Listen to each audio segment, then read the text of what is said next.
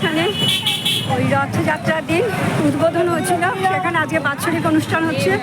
এই বাৎসরিক অনুষ্ঠানে আমরাও সবাই পুজো দিয়েছি, সবাই পুজো দিচ্ছে।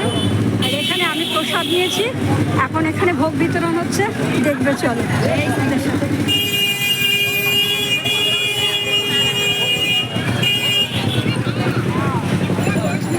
আগে তো প্রসাদ নেই, শাল পাতা দিত, নিয়ে যেতে খুব অসুবিধা হতো, সেই জন্য এখন কী করেছে এখানে কন্টেনারের ব্যবস্থা করেছে।